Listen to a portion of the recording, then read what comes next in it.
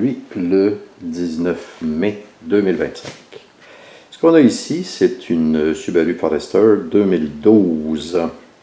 Gracieuseté de marque qui me l'a vendu récemment. Donc, on a un petit problème de moteur ici, c'est-à-dire lorsqu'on démarre le moteur au ralenti, le moteur barbote beaucoup. J'ai fait le tour des différentes causes possibles et parmi les premières choses qu'on fait, c'est de prendre une compression ou de vérifier par pression d'air. Si les cylindres sont bien étanches. Ça faire deux possibilités, soit qu'on utilise le manomètre de compression, ce que j'ai déjà fait, et ça donnait des résultats très curieux. La deuxième chose aussi, c'est de venir vérifier avec cet instrument-ci, qui est un détecteur, pas un détecteur, mais un testeur ou un vérificateur de coulage de cylindre, de fuite de cylindre.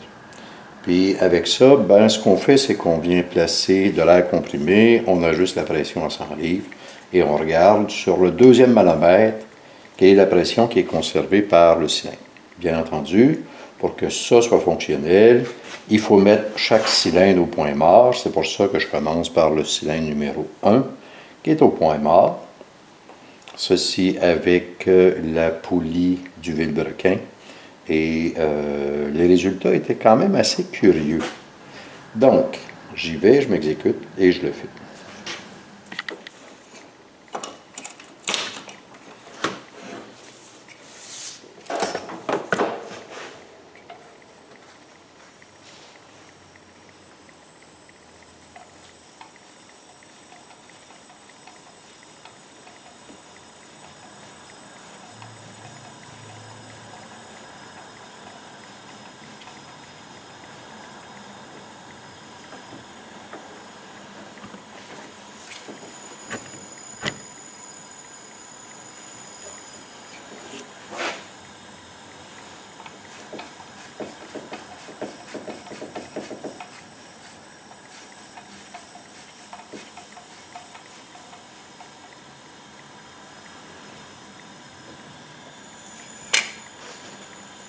Donc, ajustement de la pression d'arrivée d'air à 100 livres, juste une question, j'aurais pu mettre 50, 75. C'est juste pour estimer le pourcentage de perte. Donc, sur le cylindre, numéro 1, la pression dans le cylindre est aux alentours de 80, ce qui me fait une perte de 20%, ce qui est énorme. Si j'avais quelque chose comme 5%, ce serait parfait. 10, à tout casser. Maintenant, d'où peut venir le problème? J'entends l'air qui circule dans une tubulure quelque part. Je présume que c'est la tubulure d'admission. Donc, est-ce que ça pourrait être le gasket de tête ou les segments de piston, communément appelés les rings? Donc, ici,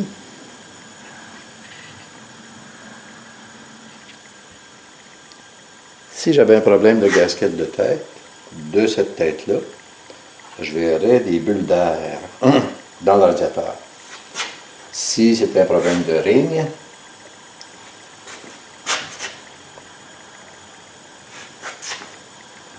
en enlevant le bouchon pour mettre de l'huile, je sentirais de l'air. J'en sens un petit peu, ce qui est normal, mais on ne peut pas dire que c'est tant de pression que ça. Donc, c'est quelque chose d'acceptable. Parfait. Donc, ce faisant, qu'est-ce qui reste comme possibilité? Il n'y en a pas 50. La tête n'est pas étanche, c'est-à-dire qu'il y a des valves qui ne sont pas étanches. Donc là, il faut aller vérifier si ce sont les valves d'admission ou les valves d'échappement. Donc, ce que je vais faire, c'est que je vais enlever la tubulure d'admission, qui est très facile à enlever. Et je vais essayer de voir si mes valves ferment bien. Je soupçonne peut-être qu'il y a un relâchement de la chaîne de synchronisation, de la chaîne d'entraînement, timing chain. En tout cas, une chose est certaine, il faut soulever le moteur, il faut aller voir, qu'est-ce qui se passe exactement.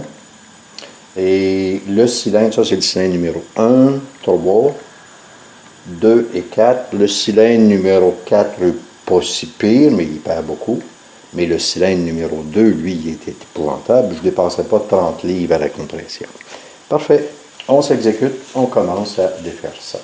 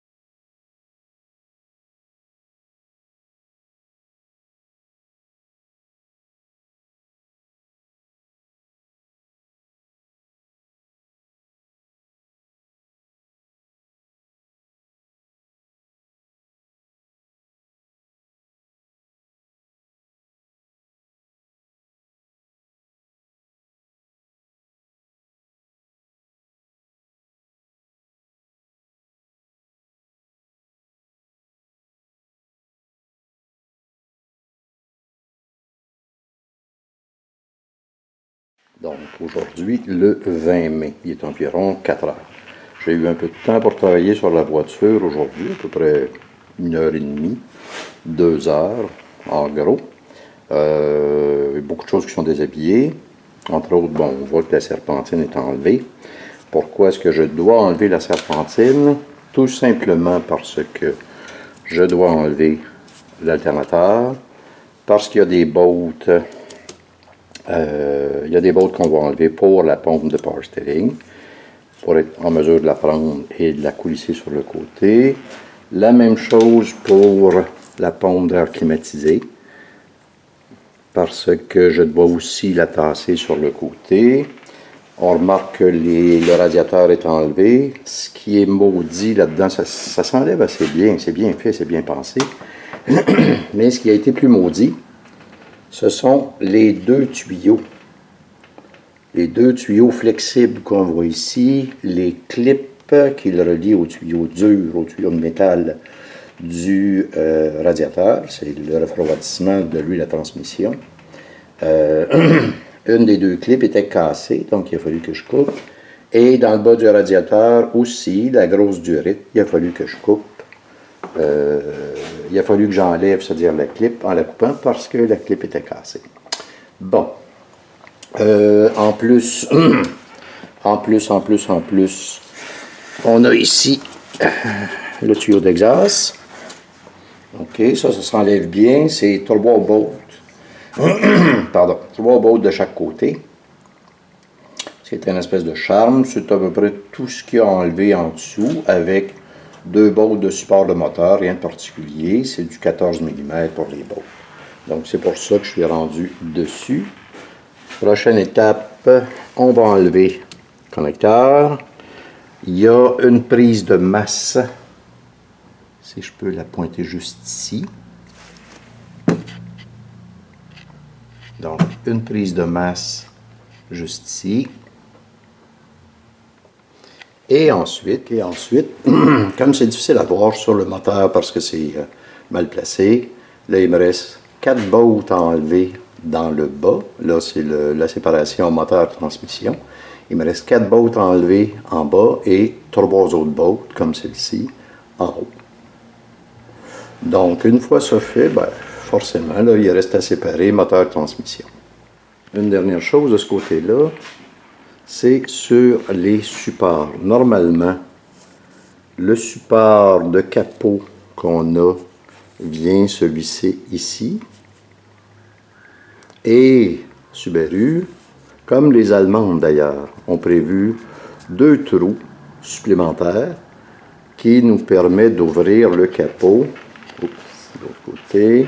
Donc, qui nous permet d'ouvrir le capot à une meilleure hauteur, de sorte que on a assez de dégagement pour insérer la chèvre à moteur pour supporter le moteur. le support du moteur. On a un ancrage ici, juste là, et un deuxième ancrage juste ici. Bon ben, ça y est, je m'y mets. Là, ça vaut pas la peine de filmer parce que c'est juste enlever des bolts ici, enlever les connecteurs et sacrer pour aller chercher les bolts du bas. Moteur transmission. D'accord. Ah, une petite chose aussi, c'est vrai. Là, il faut enlever aussi l'arrivée et le retour d'essence, qui est juste là. Toujours un peu maudit avec ça. Il y a un outil un peu particulier, c'est une espèce de demi-lune, 2 demi-lunes en plastique. Il faut trouver la bonne chose, la bonne demi-lune, il y a plusieurs diamètres. Puis ensuite, ben, trouver là où sont placées les dents d'ancrage à l'intérieur. Ah ben tiens, je pense que je vais commencer par ça. Je vais enlever ça tout de suite. Je m'y mets.